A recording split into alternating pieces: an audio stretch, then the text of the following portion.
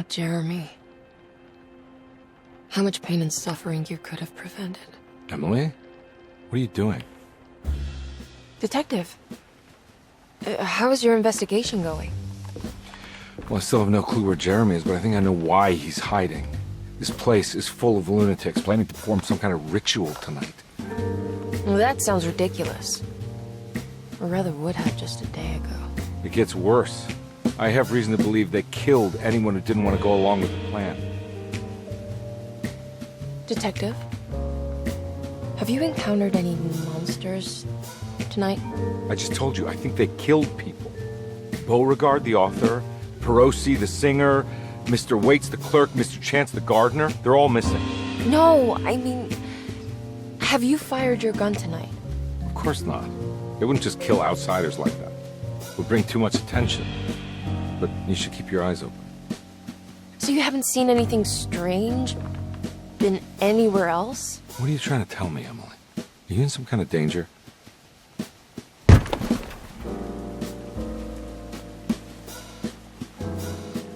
Let me drive you back to New Orleans. I think I have enough. You know, at least get the police to take a look at this case. No, I'm fine. Thank you, Detective. I'll find your uncle, Miss Hartwood. Just stay out of trouble.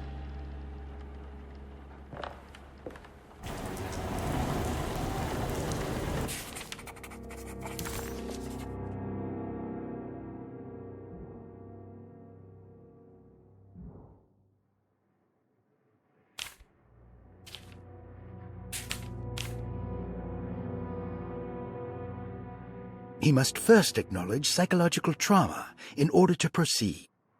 The lying must stop, so we can break through the barriers of self-deceit.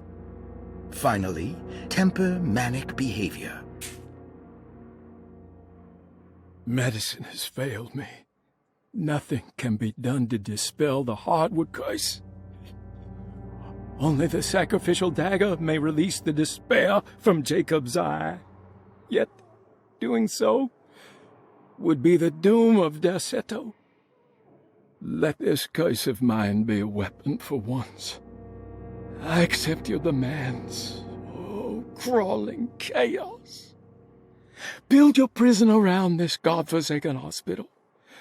When evil has been starved, I will stay buried forever.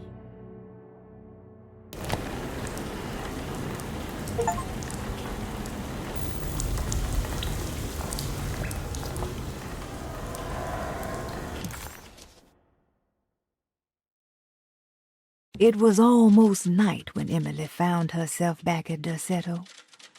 What exactly had she been doing?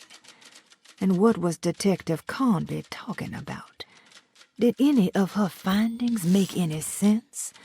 All she knew was that she wanted to figure out what the 3 steps to the contract entailed and how this was connected to Dr. Gray.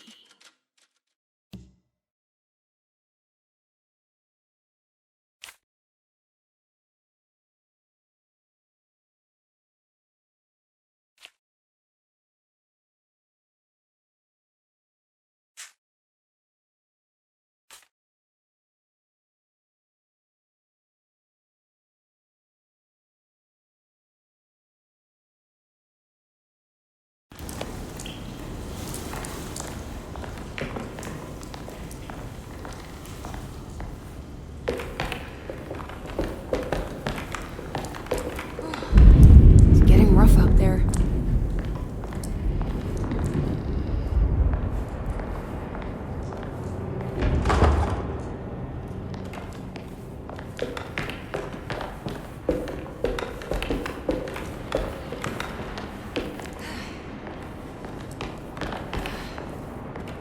I need the key.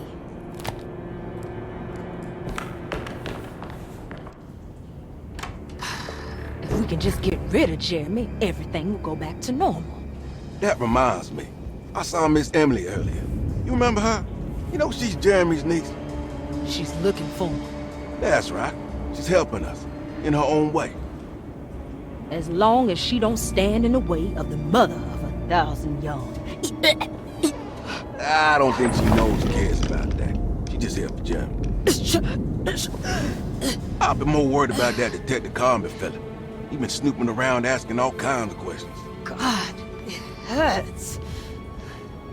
I wish you would stop doing that. Gives me the heebie-jeebies.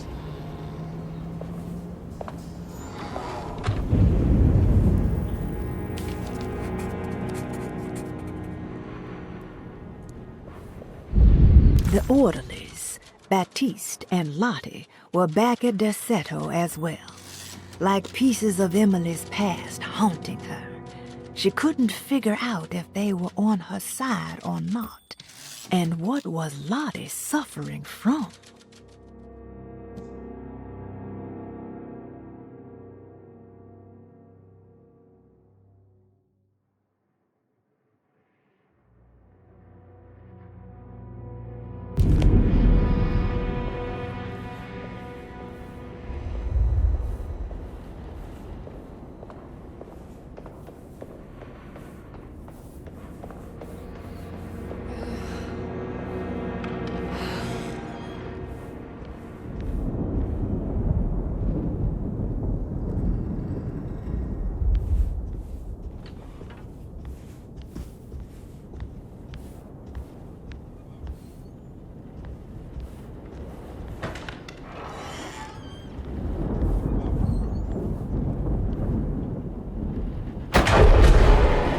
Going on?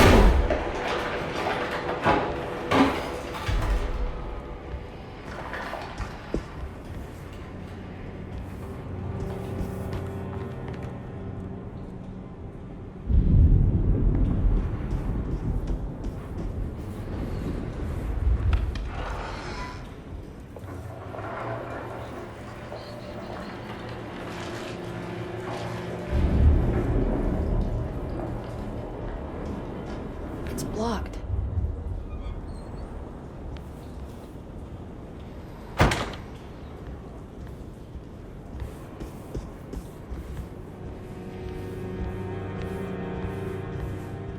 It's blocked.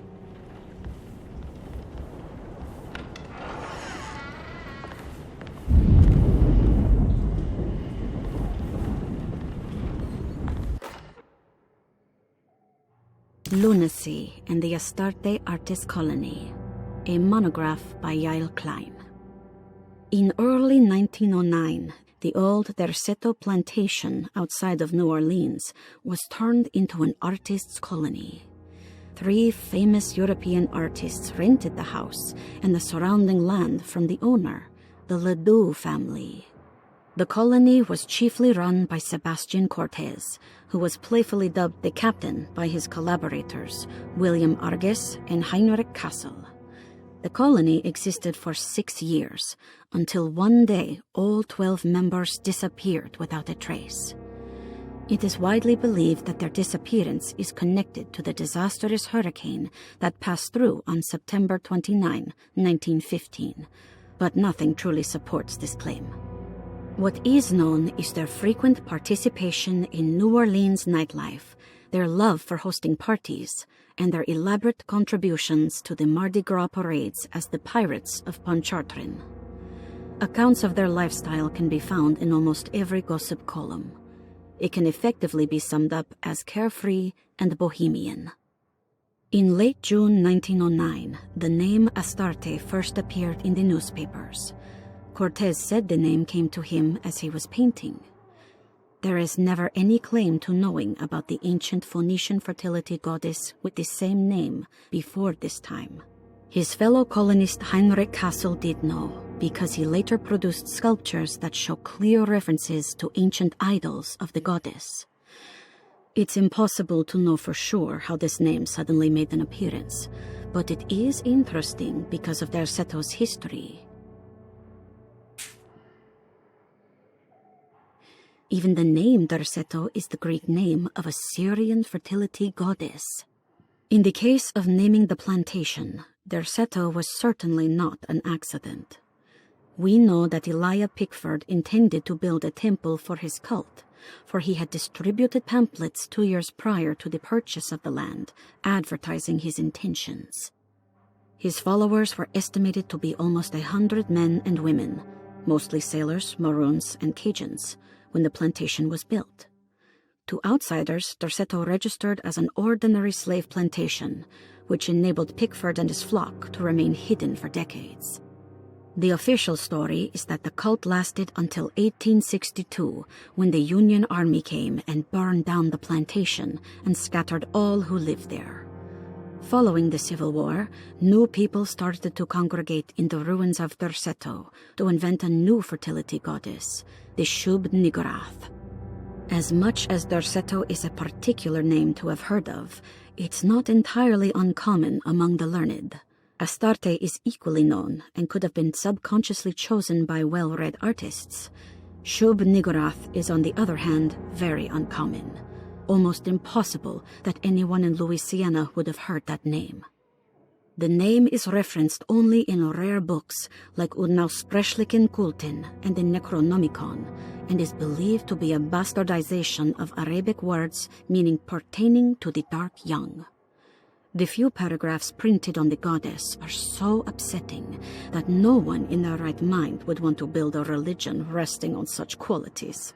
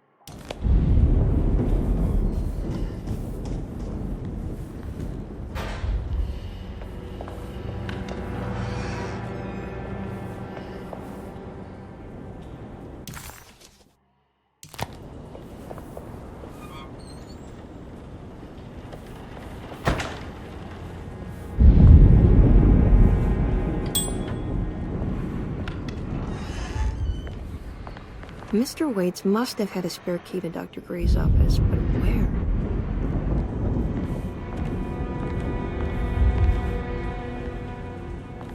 I need the key.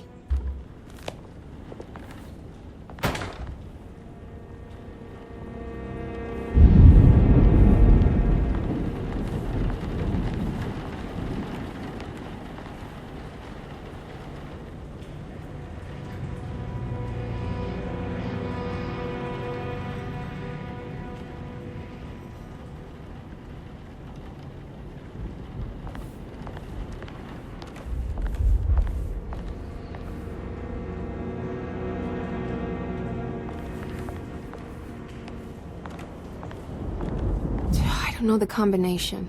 Wait, maybe I do.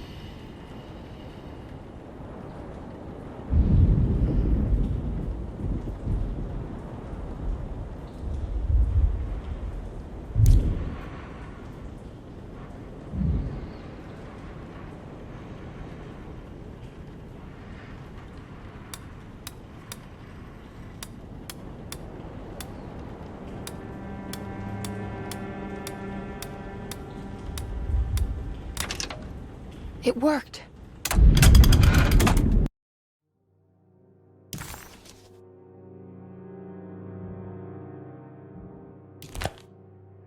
The last guest in the empty room suffered from severe maladaptation. I must write this down, because if I understand the condition sufficiently, it could make me deny this fact at a later date, and there is reason for me to think I may come to suffer the consequences from this dysfunction, as some who came in contact with the guest seemed to adopt a new worldview in which everything was predetermined but broken. Upon accepting this worldview, some memories became unmanageable and later rejected. I do not know what this means. I cannot even remember the fate of the guest. I think they were simply misplaced one day and forgotten. Just like all documents pertaining to this guest, they have all been destroyed, or they never existed in the first place. Who wrote this? There has never been a guest in the empty room.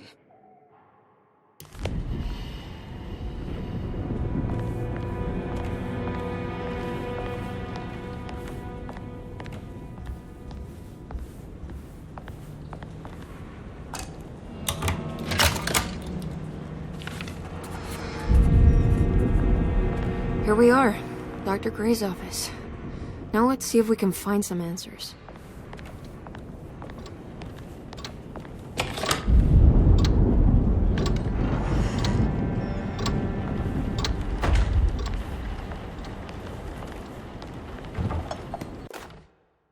I have finished tidying up Miss Beauregard's belongings. I will leave it to you to contact her agent and have them collect her things. I found one of Grace's drawings she might want back, along with this key in her room, which I believe you've been looking for. Mrs. Thompson.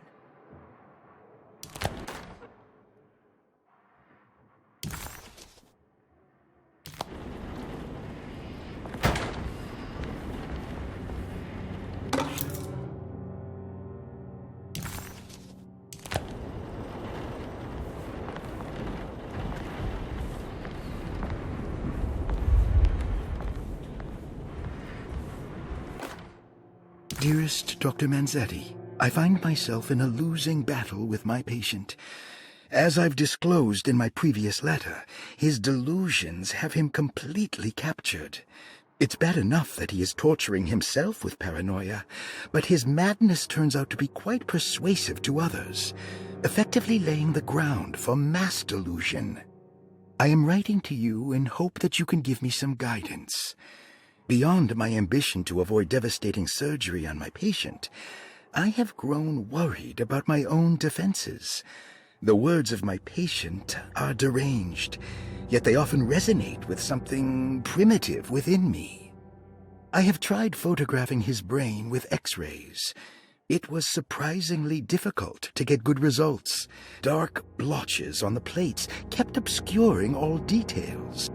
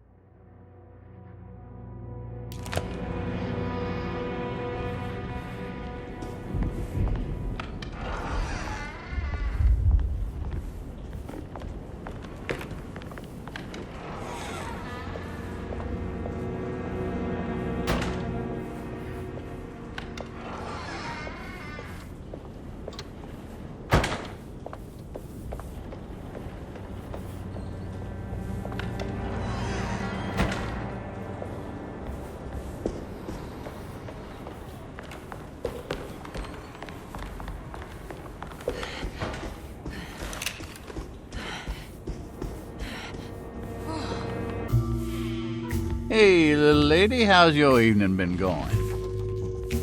Ups and downs, I suppose. I hear that.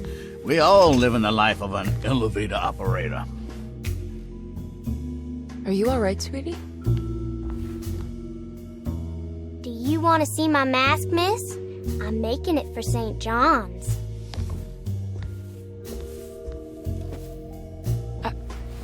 How did you... Is that supposed to be my... Ow! You should learn your place, little girl. Why are you acting this way? What did I ever do to you?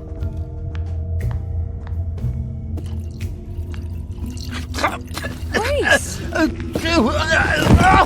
Grace!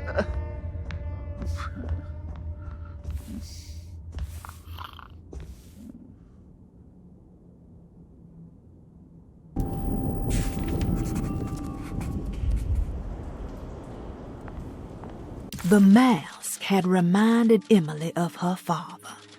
It didn't seem like a chance connection, but a purposeful reference made by that child. How could Grace have known what he looked like, and that it would upset Emily so? And why would she use those words? Emily felt like it was beyond strange. It felt impossible. Did it even happen? Was she losing her mind?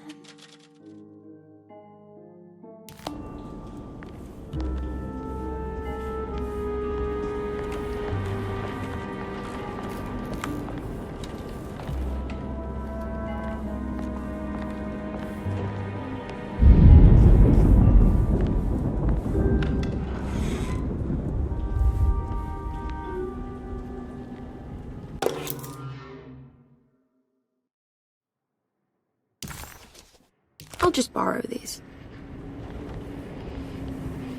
At least he's breathing. I'll just let him sleep it off.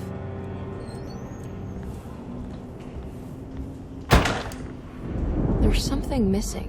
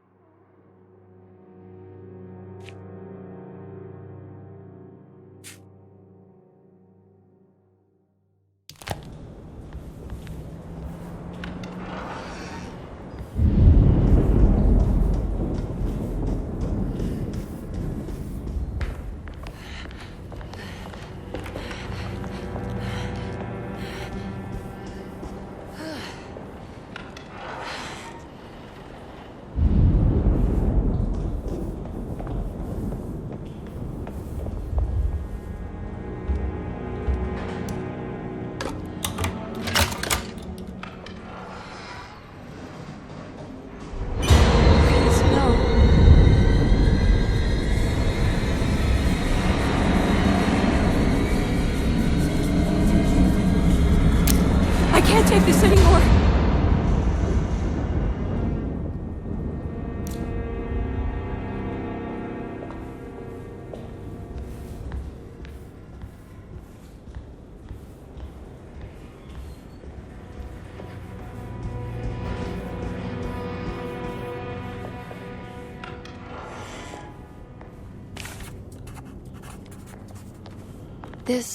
The empty room wasn't meant for patients, but many came and went anyway.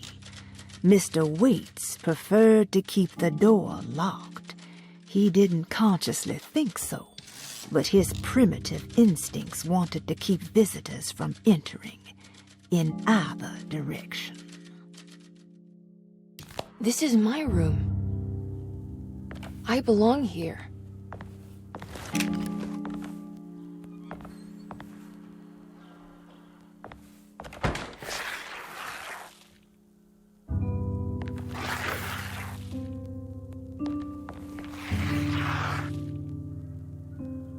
I know that number. Where's that from? I did this.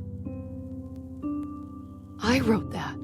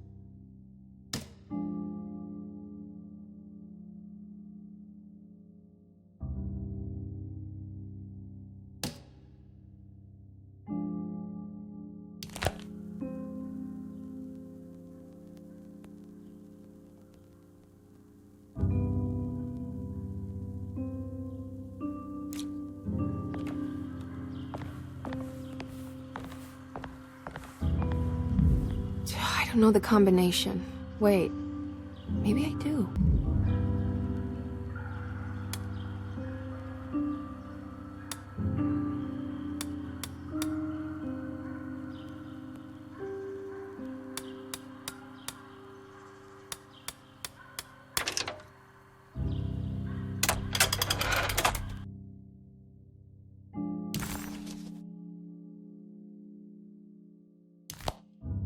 Darling, I finally found that photograph from my time in France during the war.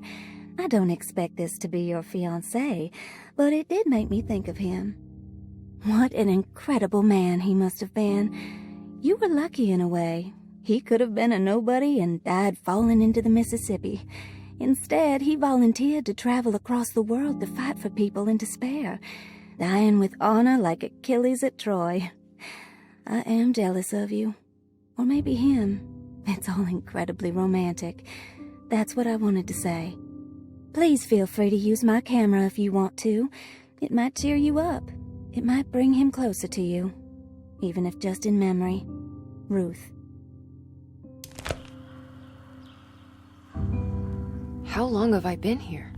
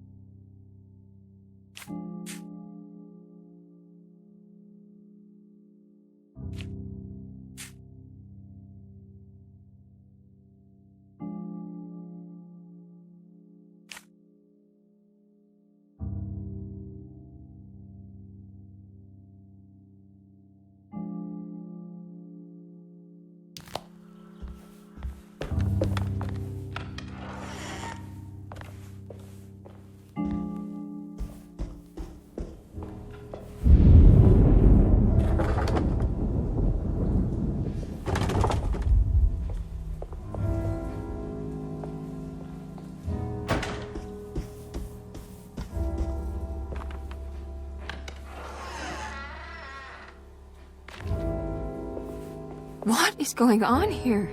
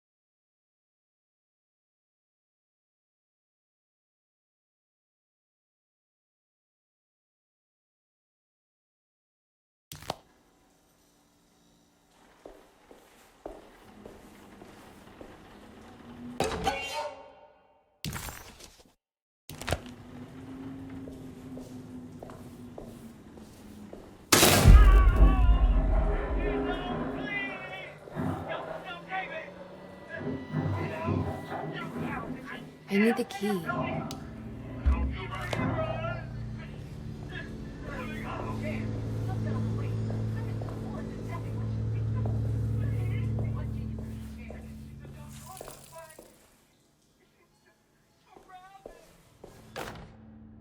Radiography, patient Jeremy Hartwood, date June 14, 1930.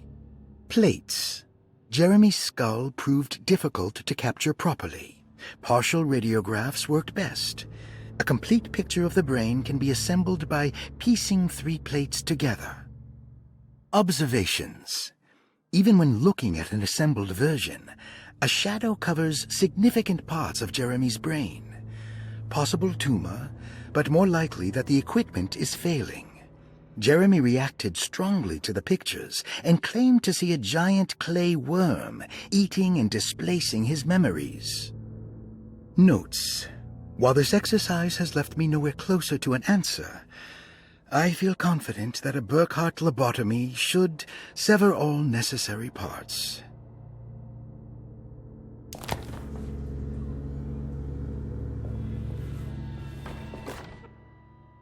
Hypothetical psychosurgery based on the ideas by Burckhardt and the St. Petersburg research could end up saving Jeremy's mind. Severing the connections around the frontal lobe would certainly solve most mental afflictions. The procedure would be brutal in performance, as well as in efficiency. An ice pick pushed through the edge of the eye and into the skull would untether the nerves like Alexander cutting the Gordian knot.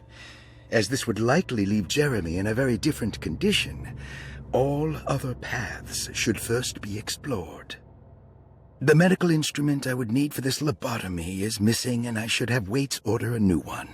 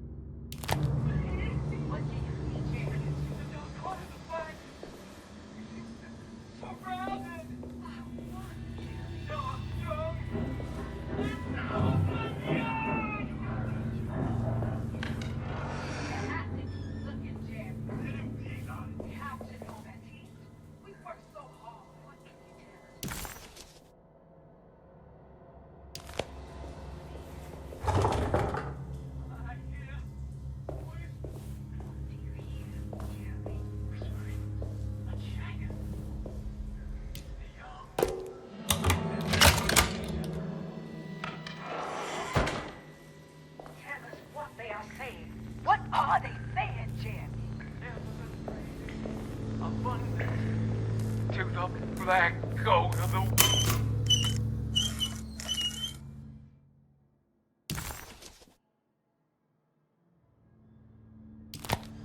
What's this?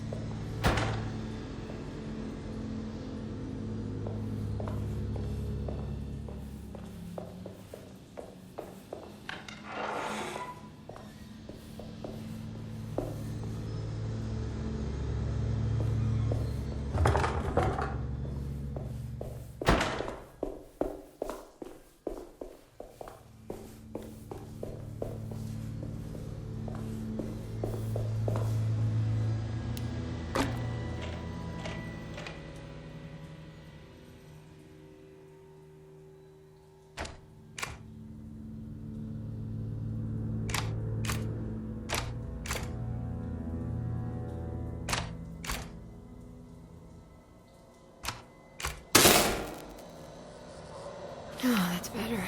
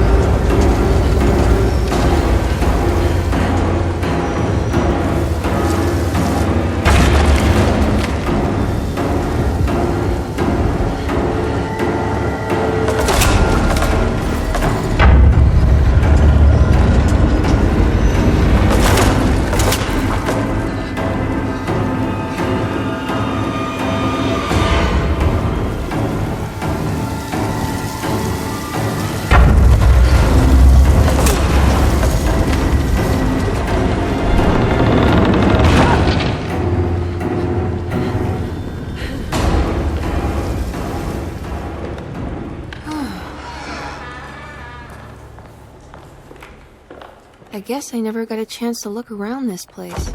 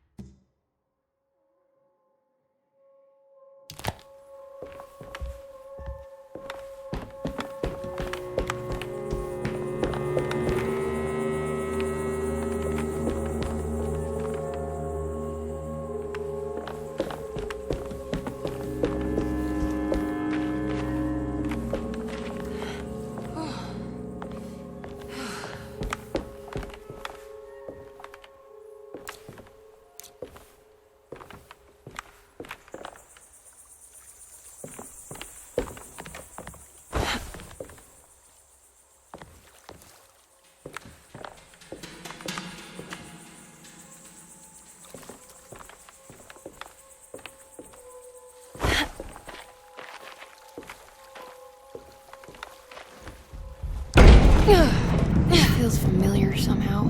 Hello? Is anyone there? Jeremy, where are you? I'm stuck in the mud and the fire's taking me. Jeremy? Can you hear me? The motor is dead. I can't do anything more. Hang on, Jeremy. I'll get the boat running. I'll get you out of here.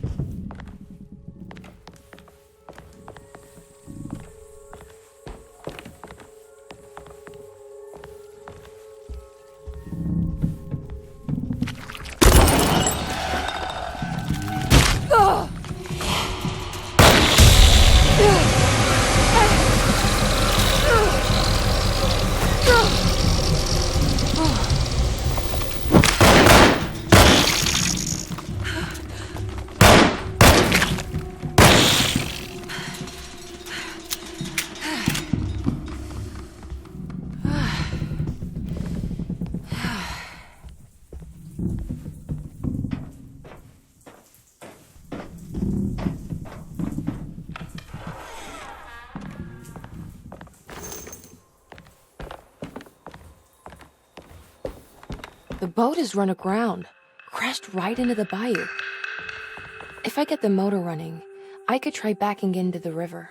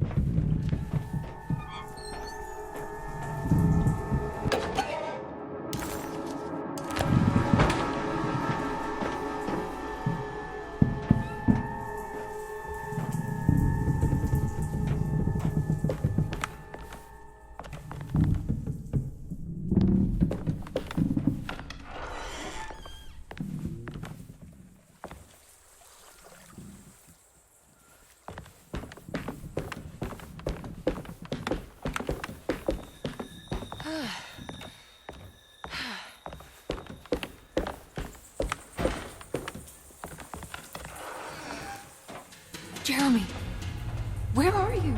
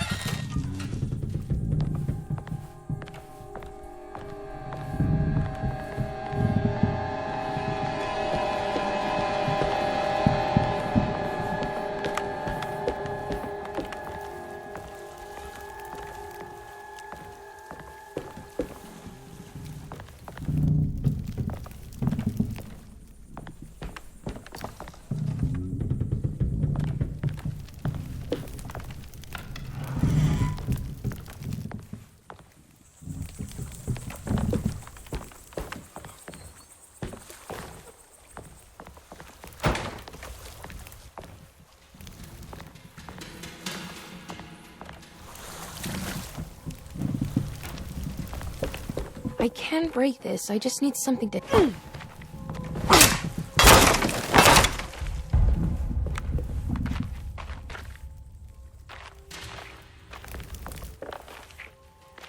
Yeah.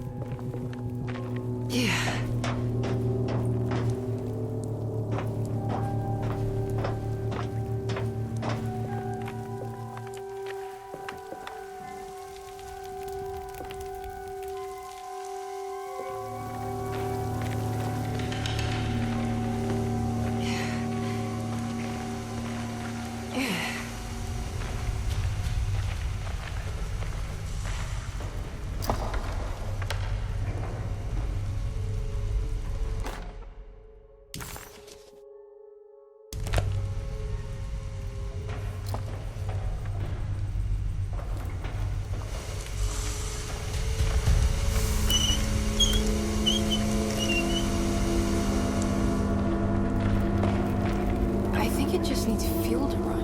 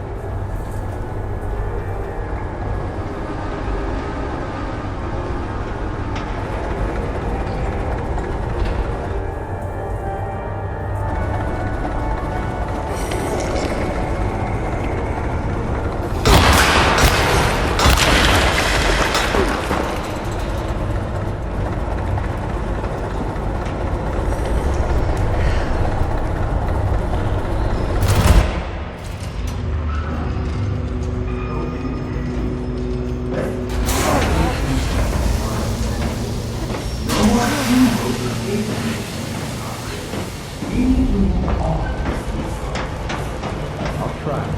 Jeremy? Are you ready to tell me? What's happening? I put a rope around my neck, and then I suspended all flight from my home. Uncle! Are you under the impression? Yes. No. I was supposed to die. What does that mean? That you were supposed to die? I'm the catalyst. I had to die to make the story happen. Story? What are you referring to, Jeremy? 30 years ago, Frederic needed me to die. Jeremy! You're not making any sense. Come back. Find your focus. Uncle? I cheated everyone. I didn't play my part. I escaped my doom. Destiny! Again, find your focus. Jeremy! Now everything is wrong. Nothing is in place. Hey, listen to me! We're gonna drown! Calm down, Miss Hartwood. You're not in any danger. But... Jeremy... He was here, wasn't he?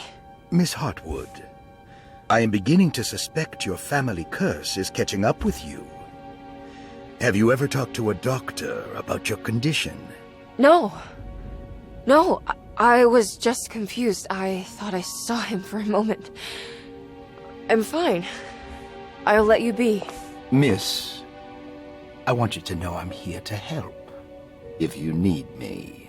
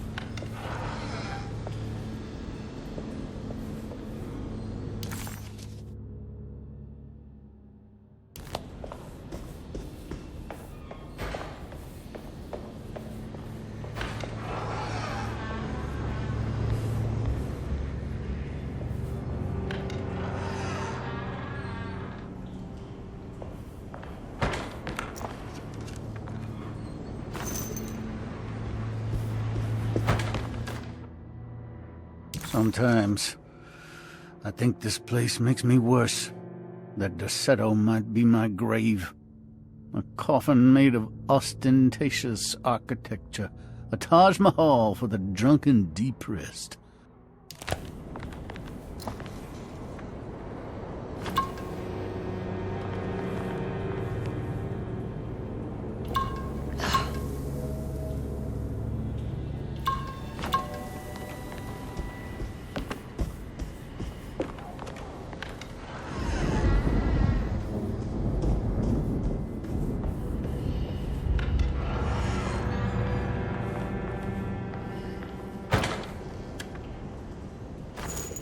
Ruth, are you there? No. Of course not.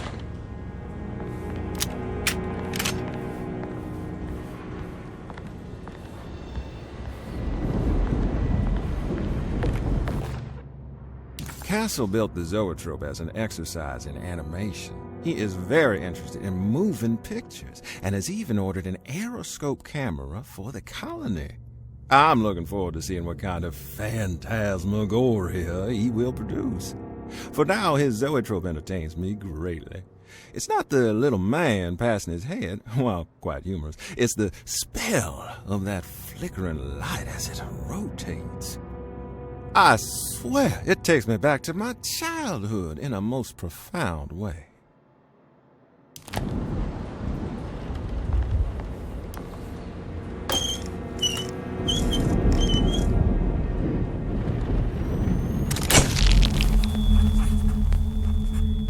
Is this how you travel, Ruth?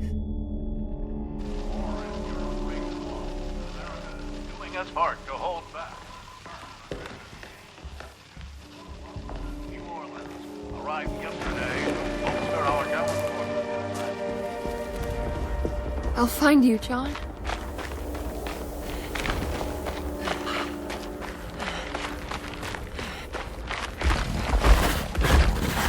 What was that?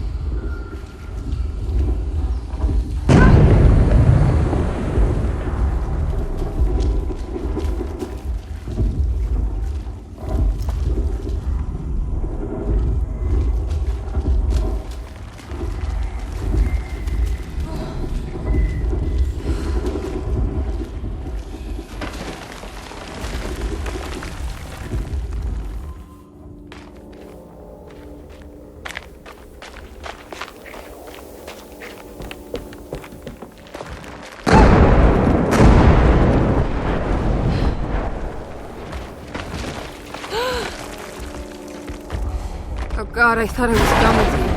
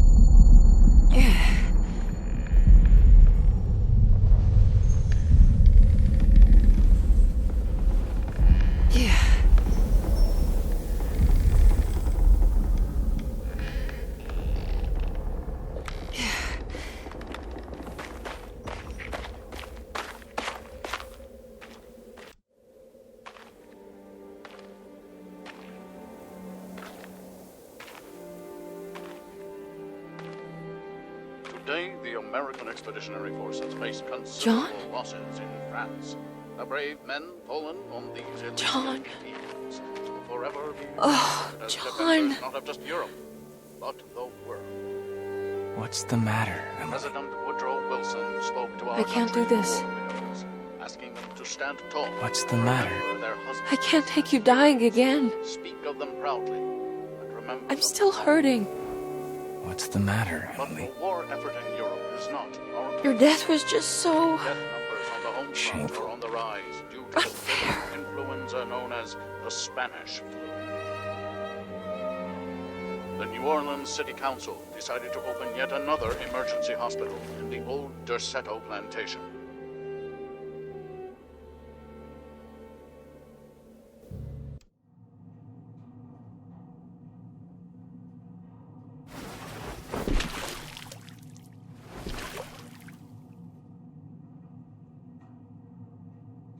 Where is this? Where am I?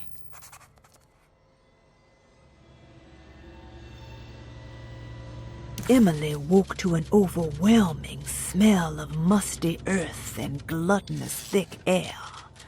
Where was she?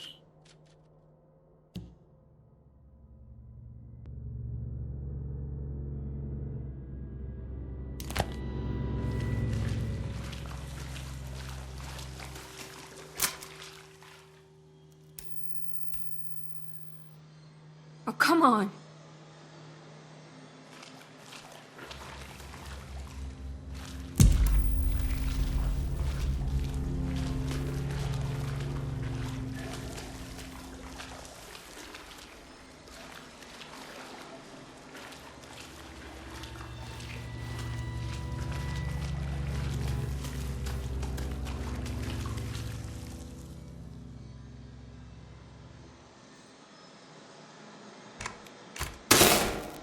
That's better.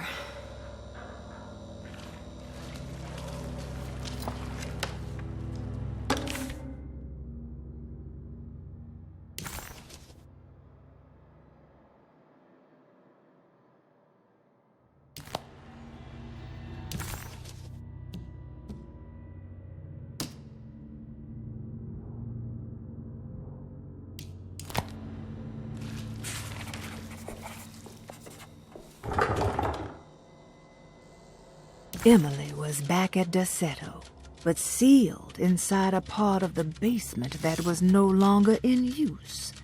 This was clearly a mistake. Emily had confronted her trauma. She deserved her freedom to carry on with her work on the contract. This prison felt like an insult, like the dog man was cheating her. If he wasn't going to honor her progress, then she was on her own. Of all the paperwork left inside this place, there had to be some document showing her a way out. She just had to figure out what the rooms were and how they were sealed.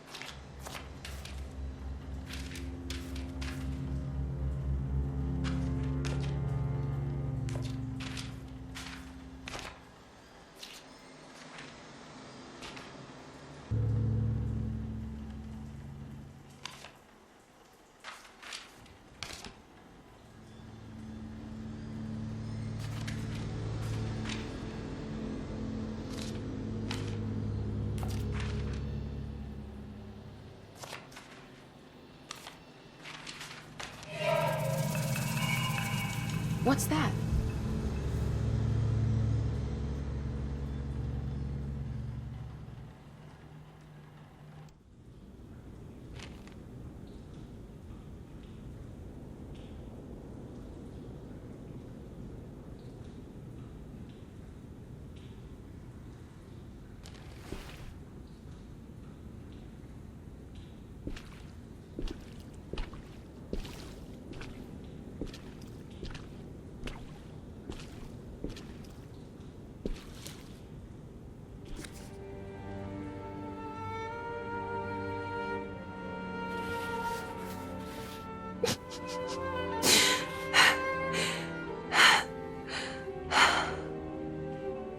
$2.17.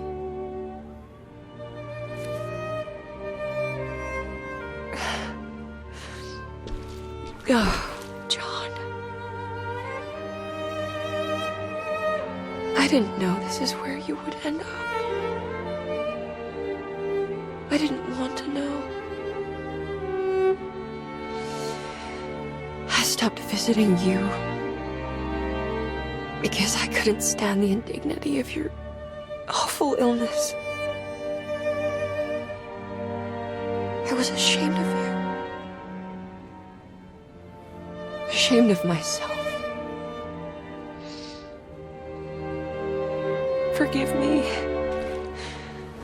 Please, John. Let me go.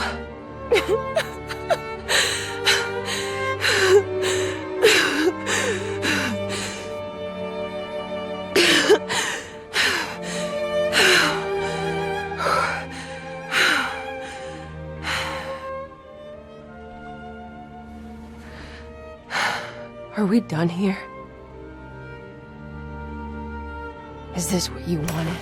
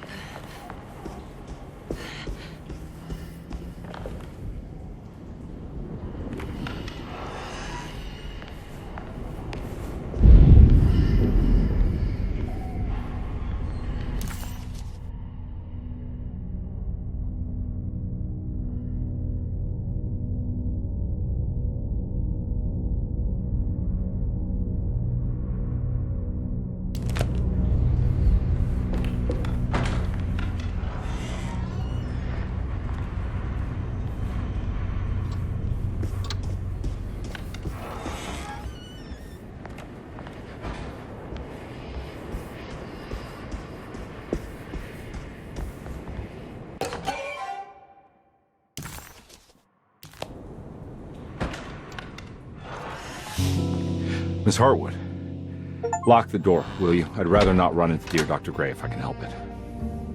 This feels strange. So very strange.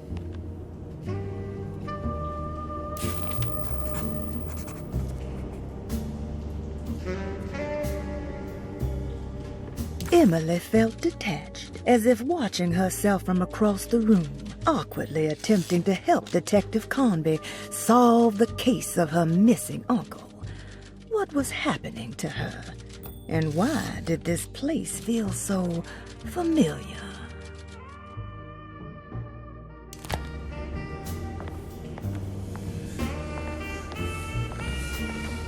There's a book missing.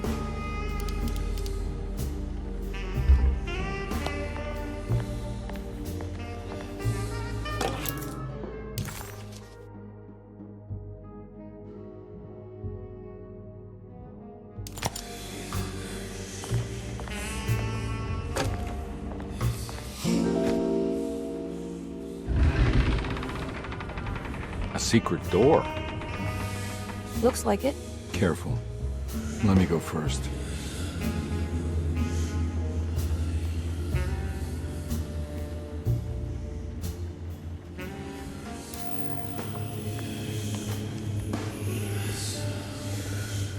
Now we're talking. Great job, Emily.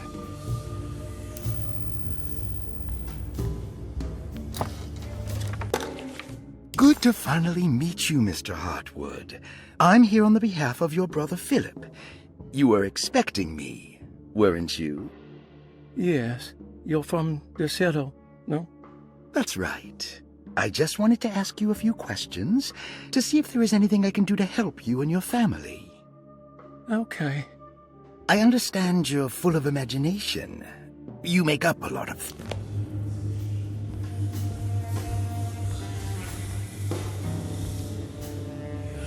Found anything? Oh, Dr. Gray's in so deep, I knew it. He's as mad as his patients. I mean, look at this. She who can till the soil of this sick world and begin again, the black goat of the woods with 1,000 young.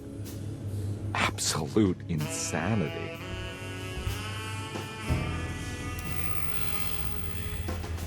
This has something to do with the numbers for the talisman.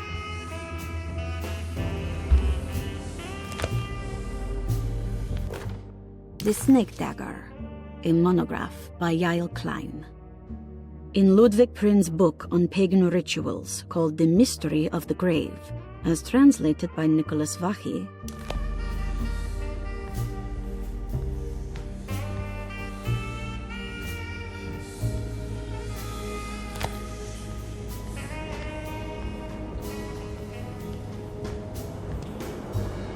I have the strangest sensation that this is somehow Jeremy's room.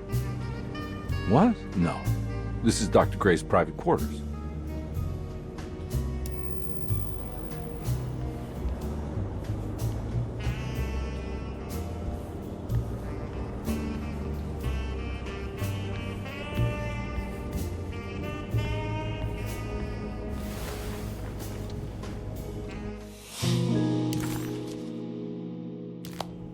I can't believe I didn't see that before.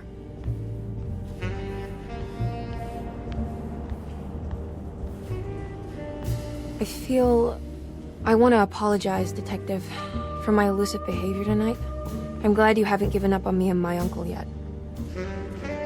You got nothing to apologize for. In fact, you've been out of my hair for most of the evening, you're self-reliant, and you've been helping with your own particular brand of investigation. As far as I'm concerned, you're an exemplary client. Thank you, Edward. Mr. Carnby.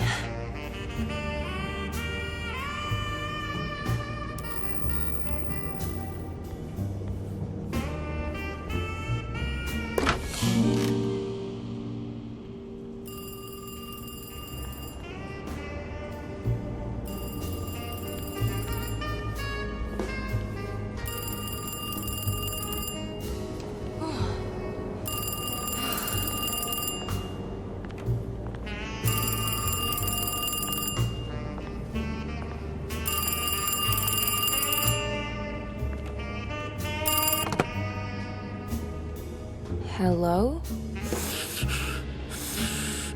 Who's there? Jeremy? Jeremy is with the Dark Man. You can't save him. Jeremy is with the Dark Man? Where? Who is he? What is the Dark Man? The Hartwood curse. He will come for you too.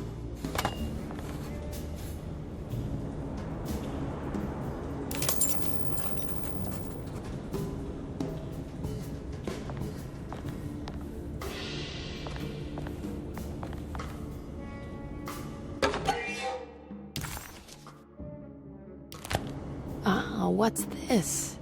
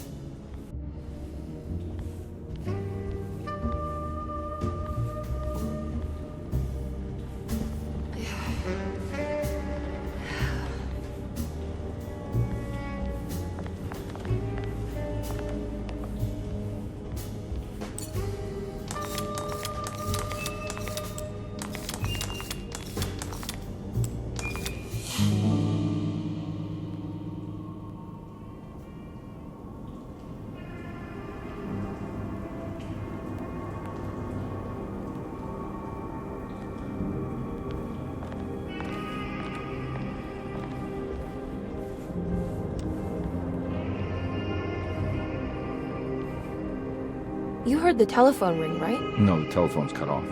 I tried calling the police earlier. Yeah, that's what I figured.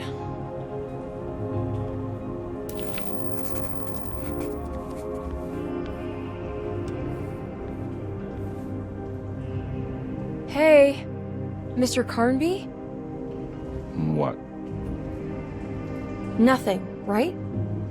It's a closet? That's right, Detective. I'll see you later. I have to finish this. You're going inside the closet?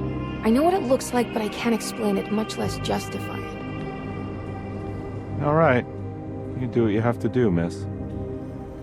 Goodbye, Detective.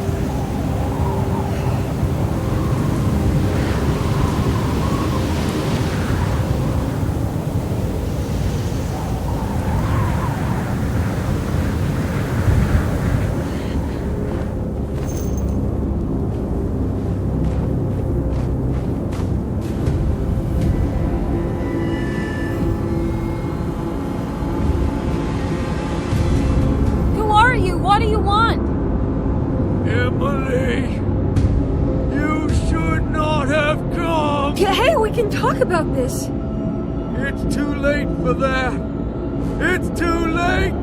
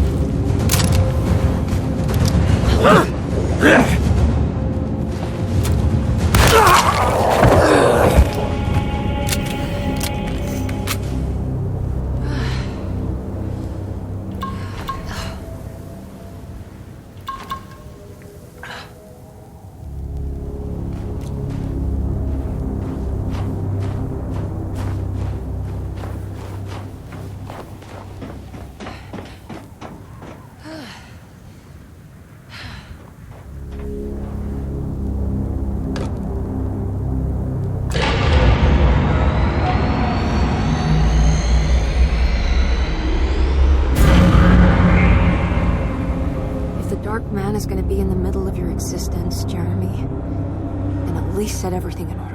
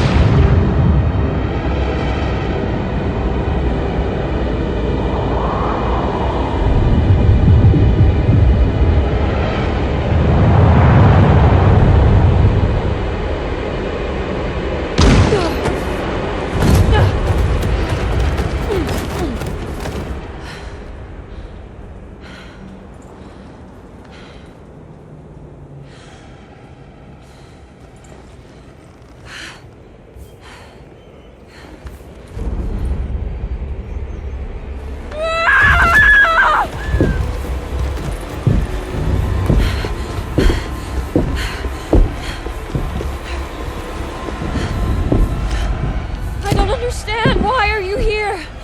I did everything you wanted to break the pact. What else can I do? Wait, it did work. That's why you're coming after me. You're in my head now. In that case, I hope you enjoy your stay. Emily, stop! Don't worry. We got you.